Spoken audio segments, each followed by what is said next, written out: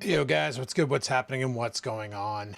Today I want to talk about something that's going on. As you know, Trump has been inaugurated as of the 20th. He is now the new president of the United States. And one of the executive orders he passed was a tariff on both Canada and Mexico. Now, a lot of people I talk to they'll be like, oh man, the USA passed their 25% tariff on Canada. This is going to kill us. This is going to kill us. And then I go, okay, but yes and no. And then they're like, what do you mean? I'm like, well, do you know what a tariff is? And they always say, yeah, it's a tax on goods. I said, exactly. But on what goods? And they can't answer me. It's a tax on goods that gets paid to the government who sets the tariff, paid for by the individual importing products from said country. So when the US imports, let's say, oil or precious minerals or machinery, I don't think they import any produce from us or any milk or anything like that, any food stuff, but there might be a small market there.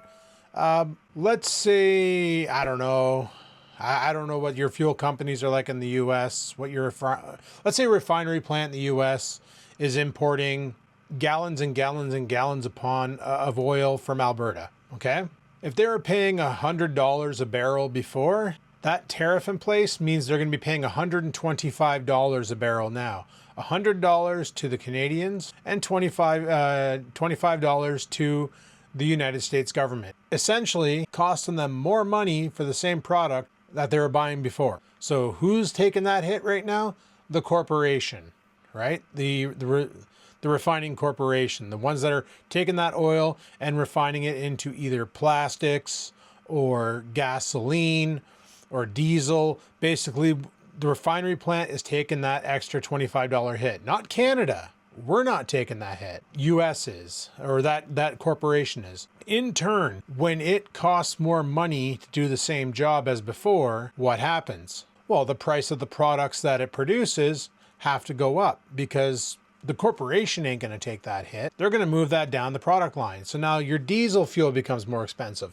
Your gasoline becomes more expensive. Raw plastic materials to build plastic items becomes more expensive. So that brings me to my next statement of what are tariffs good for? Well, consider this. Let's say you have a country. I'm going to use China because we all shop Chinese stuff. Either it's through Temu, either it's imported by Amazon through AliExpress or other Chinese markets. We all import from China because, let's face it, they manufacture stuff super affordable and it becomes super affordable. This is where a tariff is good. Let's say you have Honeywell, for instance, making home air purifiers. But then in China, they have Uyui, or some weird name like that you see on Amazon. They make home purifiers.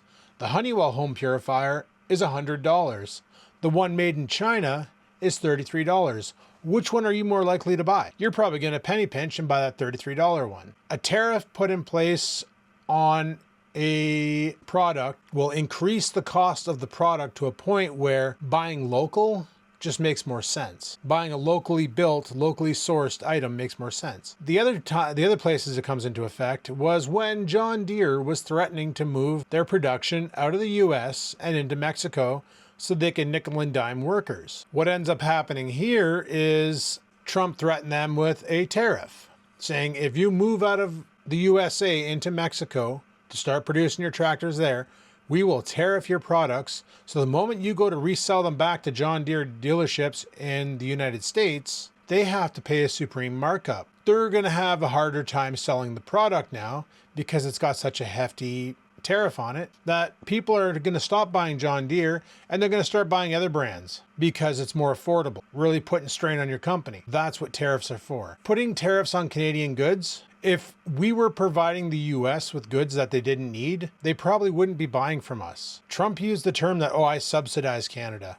So I don't know what the US's mining situation is like, but they buy a lot of precious materials from us, like uranium. They buy aluminum from us.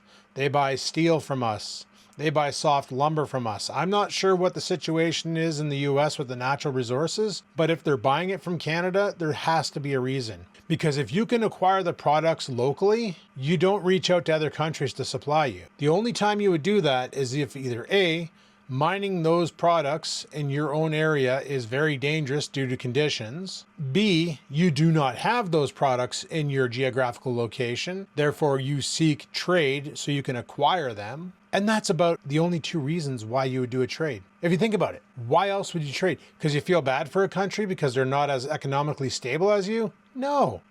It's good relations to help each other out. And it becomes bad relations when you start putting tariffs on products, essentially upping the cost. Like the US said, well, we don't need Canada's electricity. We can just produce our own. Well, that's through nuclear power plants and coal. I'm gonna guess there's coal mines all over the US. There has to be. And coal is pretty abundant everywhere. But your nuclear power plants require uranium as an isotope, and from my understanding, there aren't many uranium mines in the US. Now, I'm not sure how the old oil pumps work down there, and if there is a lot of oil fields in the US pumping enough oil, but if there was enough oil in the US to basically produce enough gasoline, diesel, lubricants, and all that for the vehicles, for operations, chances are they wouldn't be coming to Canada to acquire our oil. They wouldn't bother, because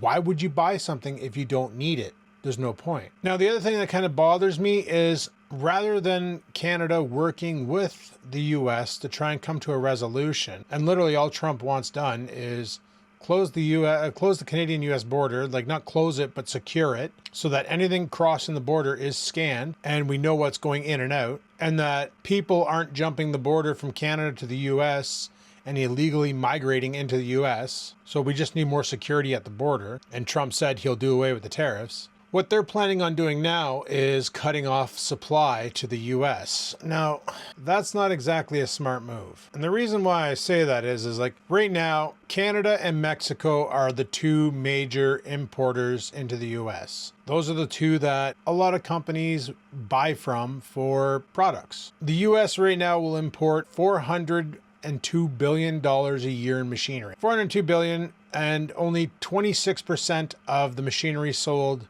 is from Canada. However, minerals, fuels, and lubricant is $145 billion. Now, this is from 2023. I couldn't find last year's stats, probably because it's too close to last year, so those stats haven't been sent out. But 85% of minerals, fuels, and lubricants at $145 billion is imported from Canada. Do you think if the US was able to actually produce these minerals through mining, fuels and lubricants all through pump jacks, that they would put $145 billion into investing in imports? No.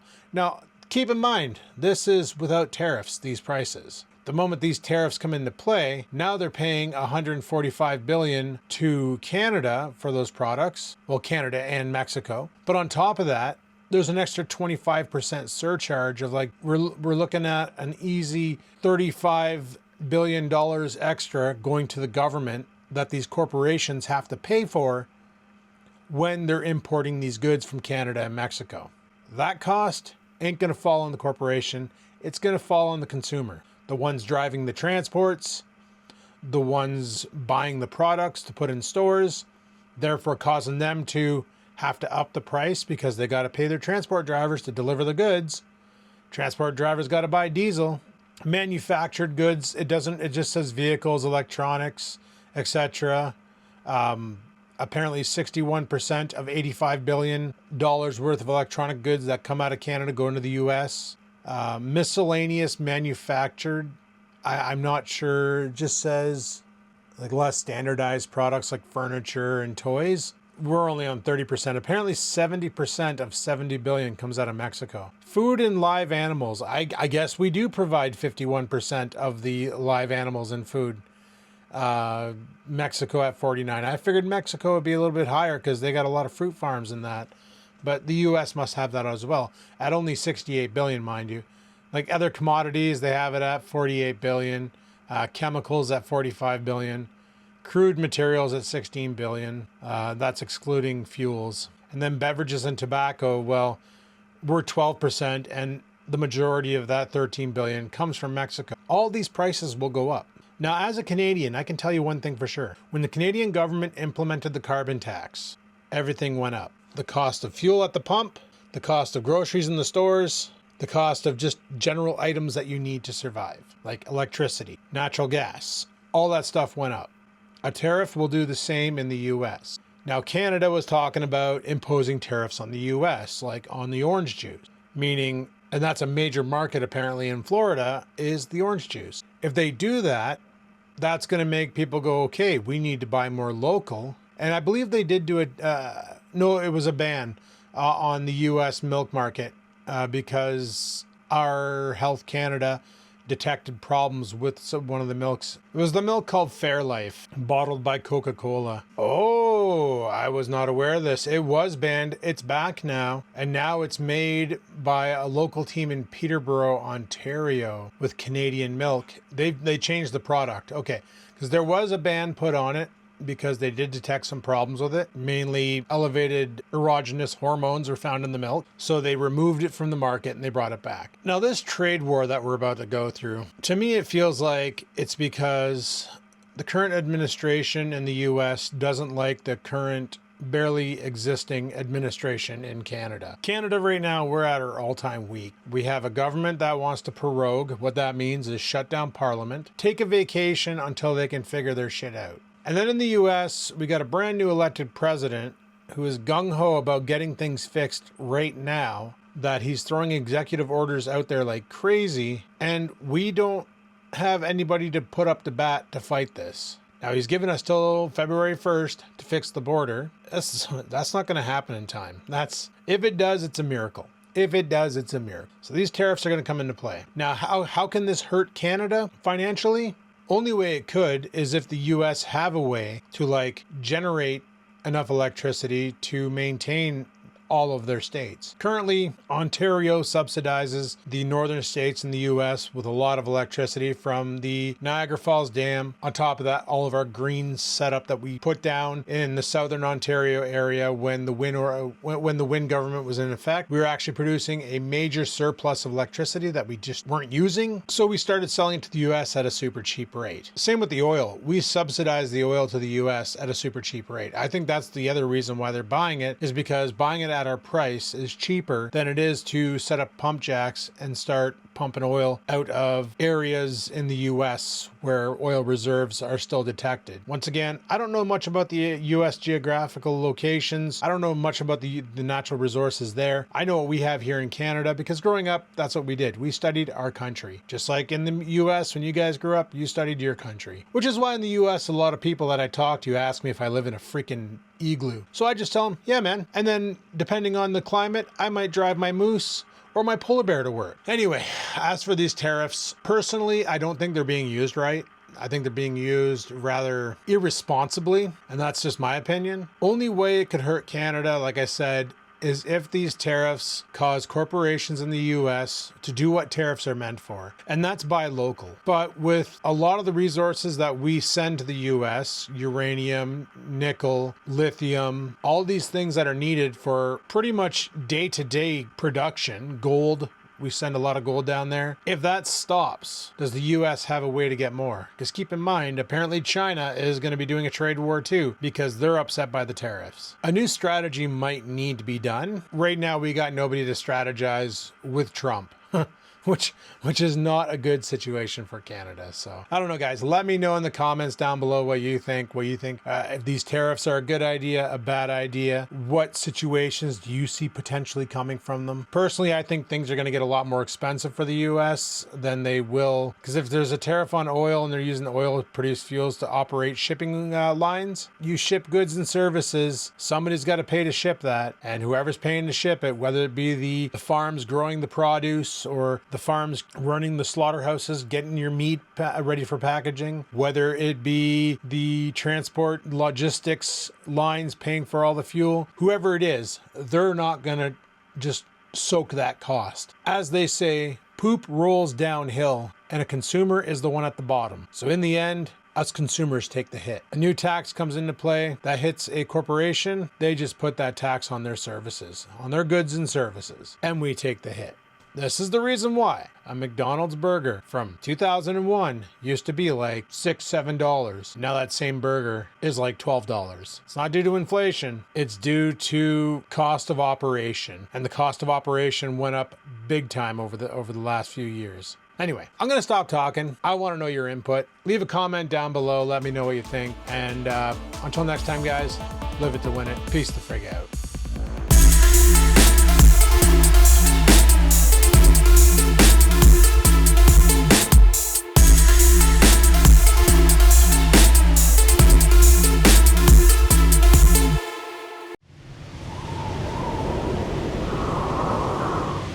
Sit, stupid, sit.